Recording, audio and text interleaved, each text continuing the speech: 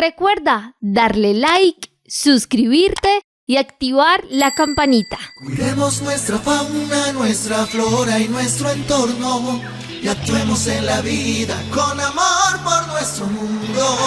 Tenemos 1000 razones para cuidar el planeta, conservar el aire puro, cuidar la naturaleza.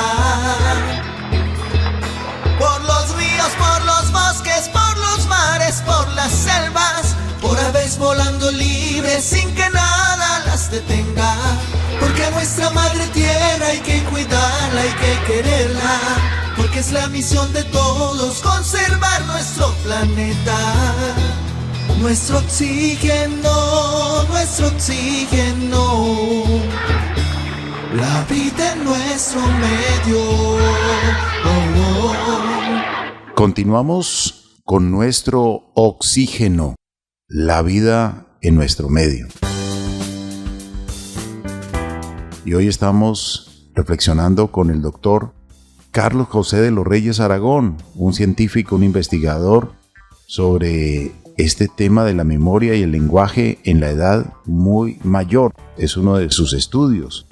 Doctor, esta herramienta que ustedes utilizaron, Neurobel, es una herramienta que usted nos está dando a conocer y sirve para la evaluación que permite medir la comprensión y producción del lenguaje en individuos mayores. ¿En qué consiste y por qué se ha convertido, digamos, en una pieza importante para entender un poco el deterioro de la memoria y también la función del hablar en algunas personas?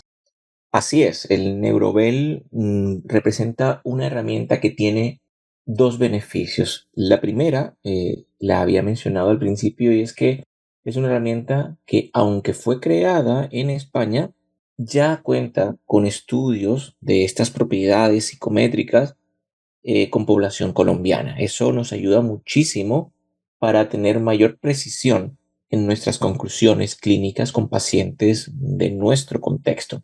Esa es la primera. Y la segunda es que tiene un tiempo de aplicación muy corto.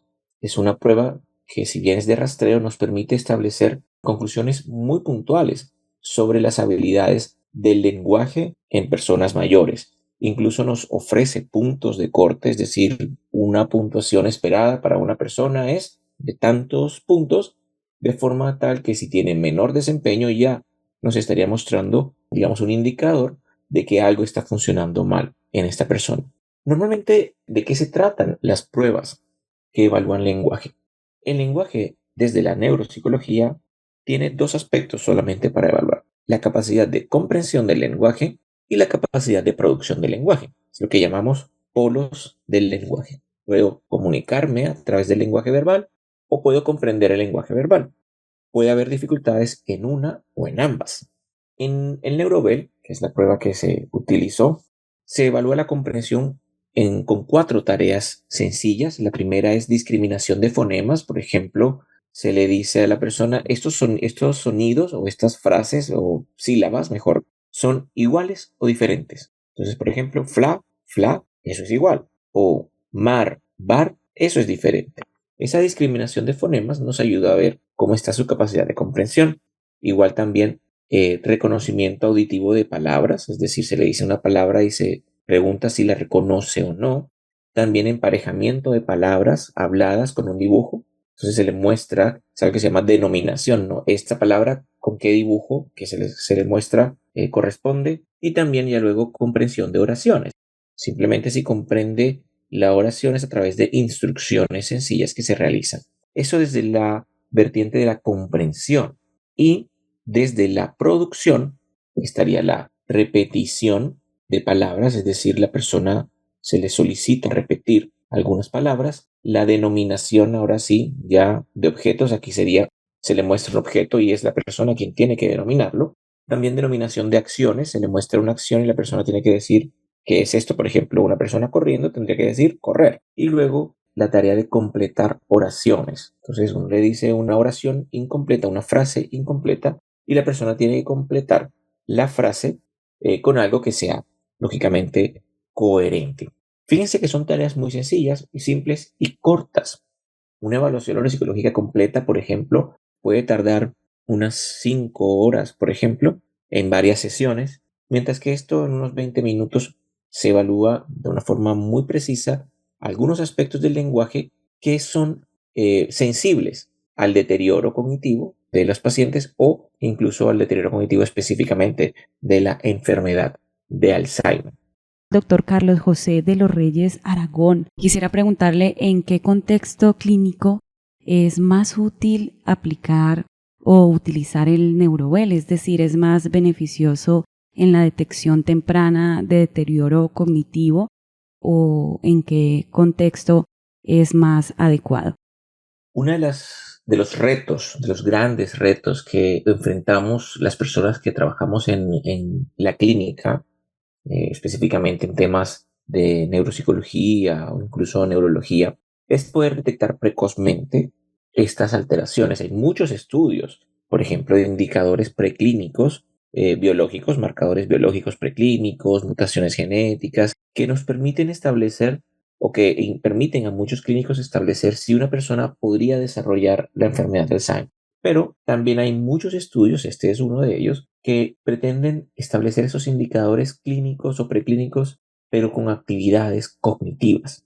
Si no es una prueba de sangre, no es nada de esto. Entonces, el Neurovel tiene esa ventaja o tiene ese propósito, poder identificar no solamente precoz, sino también cuando ya hay una alteración, el estado cognitivo. O sea, que ¿quién se beneficia de esto? Por supuesto, pacientes que tienen algún grado de alteración de memoria o alteraciones del lenguaje y todos los profesionales que pueden estar en contacto con estos pacientes o, por ejemplo, instituciones geriátricas que también atienden a estos pacientes. Hoy en día, por ejemplo, se habla mucho de la sobrecarga y recientemente hubo una noticia lamentable de un residente que tomó la decisión de quitarse la vida en la ciudad de Bogotá. Y eso se relaciona con algo que se conoce como sobrecarga del personal sanitario.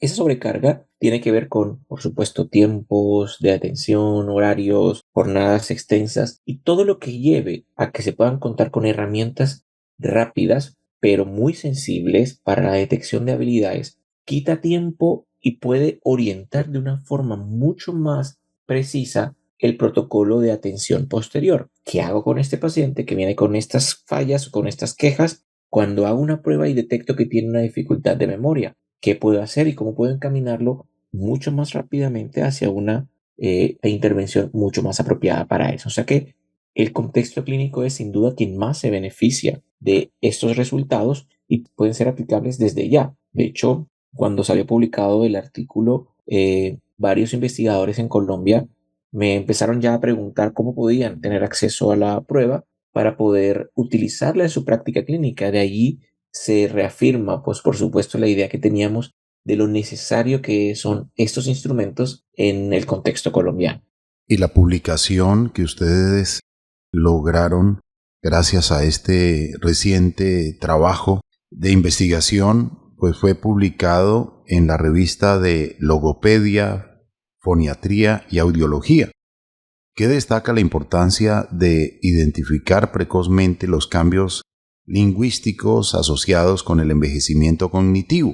Ustedes con esta herramienta Neurovel lograron medir la comprensión y producción del lenguaje en individuos mayores a 82 participantes entre los 59 y 92 años y divididos en grupos de control y aquellos con diagnóstico de deterioro cognitivo leve o enfermedad de Alzheimer en etapa inicial. Fueron sometidos a diversas tareas lingüísticas para analizar su desempeño. Qué maravilloso esta herramienta y al mismo tiempo todos estos estudios que permiten entender un poco más lo que es la edad mayor, la memoria. Inclusive hay muchas recomendaciones, doctor Carlos José de los Reyes Aragón, que nos gustaría que usted nos indique si es una muy buena práctica que una persona mayor pues haga crucigramas, sopas de letras, sudoku para hacer ejercicios mentales y conservar una buena memoria.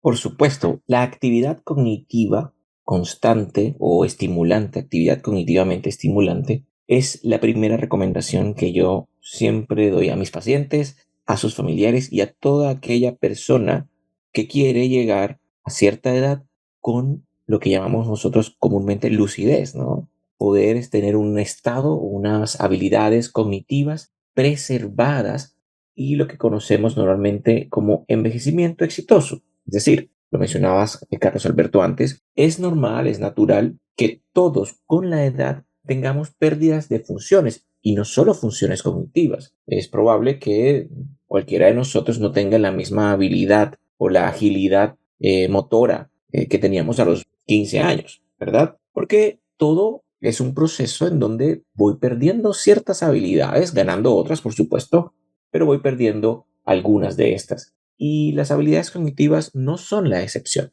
Pero sí es cierto que así, haciendo la analogía con la parte física, pues no es lo mismo que yo tenga ejercicio regular, que juegue un deporte, que practique un deporte, y ese envejecimiento y esa pérdida de habilidades no va a ser igual si llevo una vida sedentaria.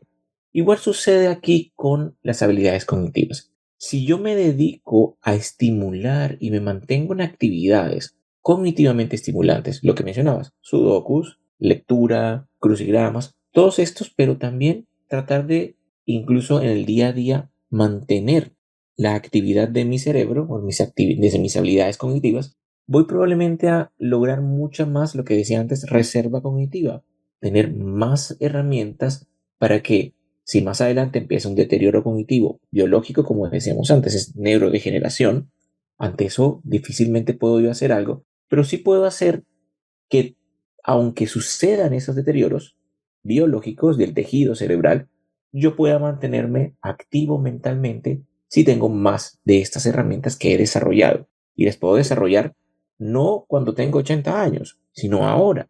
Ahora es que yo tengo que seguir desarrollando e ir ahorrando. Es como quiero ir al próximo mundial de fútbol y un mes antes empiezo a ahorrar, pues no me va a alcanzar.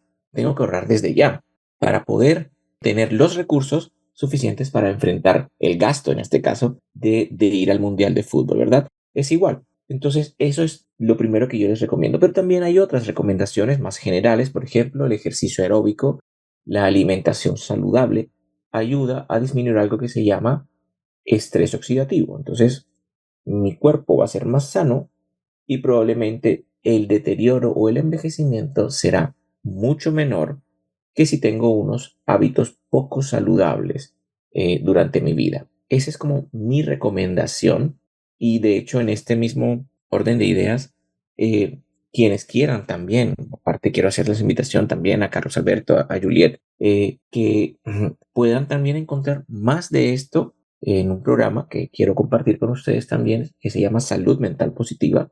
Es un programa de televisión que tengo con mi esposa y en el que queremos también transmitir todo esto que hacemos nosotros como investigadores y otros investigadores de la Universidad del Norte o de otras instituciones y mostrar qué se hace y para qué sirve esa investigación que muchas veces se queda en estas revistas especializadas y que no llega a la gente. Es una invitación, Salud Mental Positiva, se llama nuestro programa.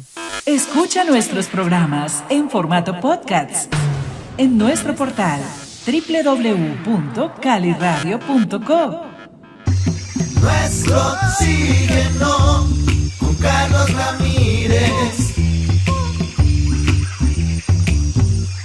Felicitaciones a usted y a su esposa por entregarle a través de los medios de comunicación en un lenguaje sencillo, pues orientación, conocimiento de las investigaciones, de la experiencia, porque necesitamos efectivamente actitud mental positiva a pesar de todo.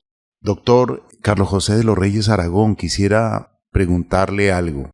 Si una persona joven tiene el lápiz en la oreja y dice, ¿dónde está el lápiz? Y otra persona le dice, mire, ahí lo tiene en la oreja.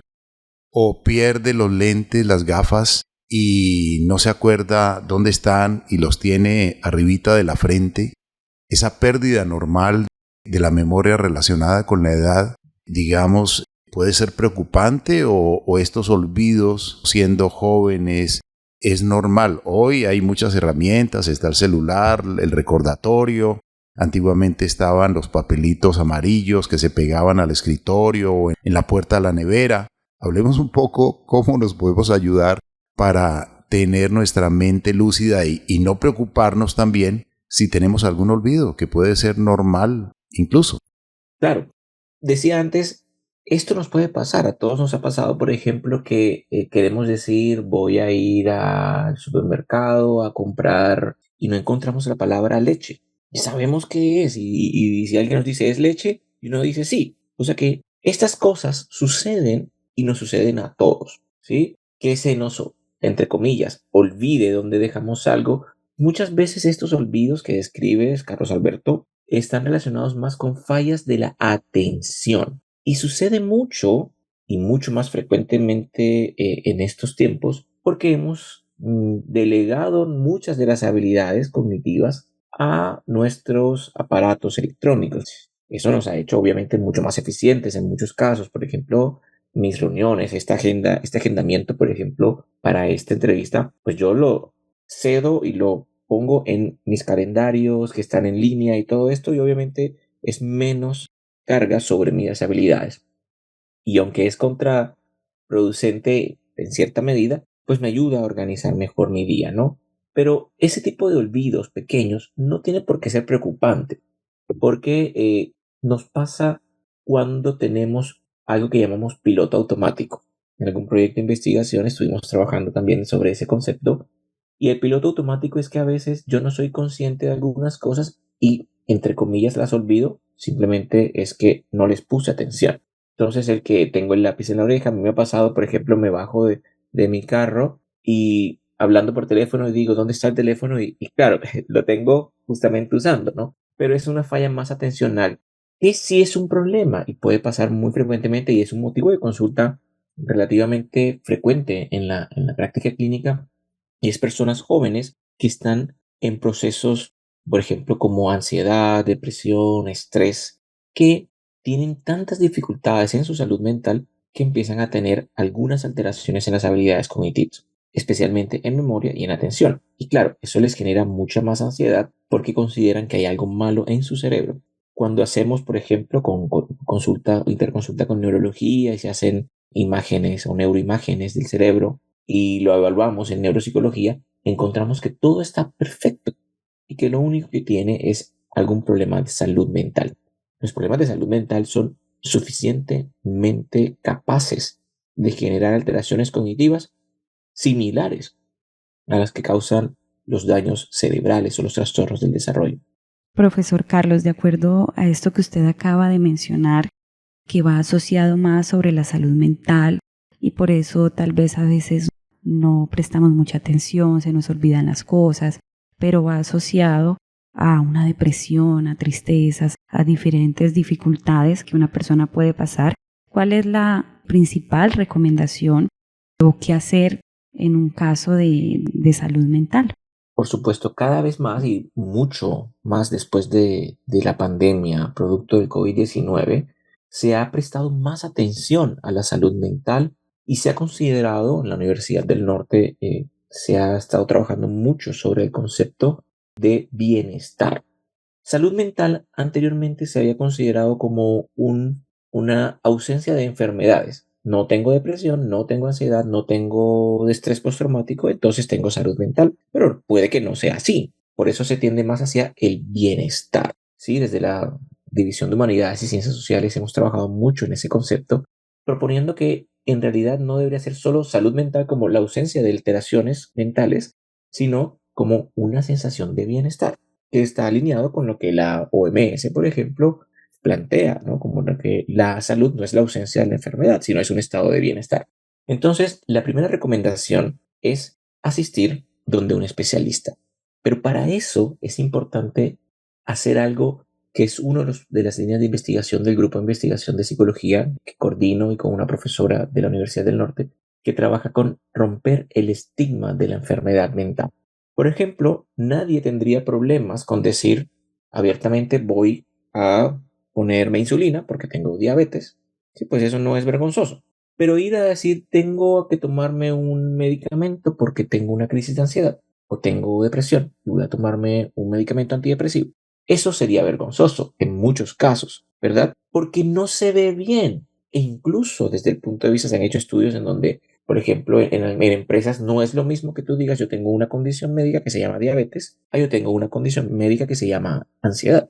Probablemente ya empieza cierto sesgo y es ese sesgo y ese estigma de la enfermedad mental o de la salud mental el que primero tenemos que romper nosotros para atrevernos a decir, sabes, tengo esta dificultad y en muchos casos, en la mayoría de los casos realmente necesito algo de ayuda profesional y no es culpa mía, realmente. Nadie tendría, a nadie se le ocurriría decir a una persona con diabetes, pero ¿por qué no intentas estar mejor? ¿Pero por qué no pones de tu parte, verdad? Porque comprendemos que es algo biológico que no depende de la persona. Igual acá, si vemos gente, por ejemplo, diciendo a una persona con depresión, pero ¿por qué no intentas animarte? Mira que tienes todo en la vida. Bueno, es que no depende 100% de él. Hay algunas bases, incluso biológicas y psicológicas, que están manteniéndole en esa situación. Por eso es importante primero concientizarnos de ese estigma, superar ese estigma y asistir a la consulta con especialistas, sin duda. Pues muchas gracias por acompañarnos hoy en este tema tan interesante para nuestra sociedad humana, porque sí debemos conocer los deterioros de la mente y del lenguaje en la edad mayor, cómo prevenir, cómo cuidar, pues son muchas de las herramientas que se pueden lograr. También los cuidados de la salud en la juventud, porque a veces hay jóvenes que gastan y abusan de la salud siendo jóvenes y luego pues los problemas se van a ver reflejados en una edad muy mayor, con alcoholismo, con drogas, bueno, con muchas otras situaciones que pueden deteriorar la salud. Doctor Carlos José de los Reyes Aragón, pues muchas gracias, lo mejor de lo mejor para usted. Y si tiene página web, si tiene redes sociales, correo electrónico o la dirección de su programa de televisión Salud Mental Positiva, por favor, indíquenos cómo poder acceder a ello. Sí, desde la pandemia he estado utilizando mucho las redes, eso ayudó a mantenerme en contacto con mis estudiantes y normalmente genero algún tipo de contenido que puede ser interesante para todos. Mi Instagram es la red que manejo para este tipo de contenido, es neuropsicólogo_CDA y las redes del programa es Salud Mental Positiva, se llama justamente así, Salud Mental Positiva en Instagram. Pueden ver nuestros programas de salud mental positiva en la página de CTV Barranquilla, que es el canal que lo emite semanalmente. También en YouTube, en el perfil de YouTube de CTV Barranquilla. Y también pueden escribirme a mi correo electrónico C de Carlos de los Reyes, mi apellido, @uninorte.edu.co. Esos son los datos de contacto. Estoy súper atento si quieren conocer más sobre el trabajo que realizo, sobre este o sobre los demás trabajos que también he realizado. Siempre me alegra mucho poder compartirlo y también poder colaborar con aquellos investigadores o clínicos que así deseen hacerlo. Pues muchísimas gracias a nuestro invitado, el doctor Carlos José de los Reyes Aragón. Definitivamente, a medida que va pasando el tiempo, tal vez nuestras capacidades cognitivas pueden experimentar ciertos cambios, pero la buena noticia es que hay diferentes estrategias efectivas para mantener y potenciar nuestra agilidad mental, como las que nos mencionó nuestro invitado durante el programa.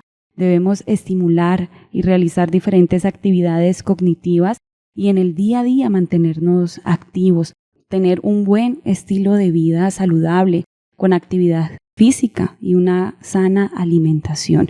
Muchísimas gracias también a cada uno de nuestros oyentes que siempre están conectados con nosotros. También les recordamos las redes sociales Facebook e Instagram, Nuestro Oxígeno Oficial, Gaia Tierra Viva y portales web www.nuestrooxigeno.com y www.caliradio.co. También nos pueden contactar a través del WhatsApp al 316-830-6307. Le invitamos a darle like y suscribirse a nuestro canal de YouTube, Nuestro Oxígeno Oficial. Amables oyentes, pues muchas gracias a ustedes por acompañarnos en este programa. Ya saben, el portal caliradio.co, allí está los archivos podcast para poder nuevamente escuchar este programa en cualquier momento y en cualquier lugar a través de un dispositivo digital, a través de el celular, a través de la tablet, a través de la computadora.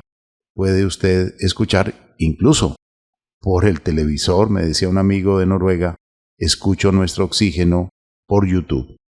Amables oyentes, muchas gracias. Lo mejor de lo mejor para todos ustedes en nombre de Marián Aguilar Quintero, Juliet Mora, Oscar Giraldo Ceballos, Andrés Aponte Agudelo, Juanito Mosquera, Carlos Alberto Ramírez Becerra y esta emisora que retransmite este programa por esta frecuencia.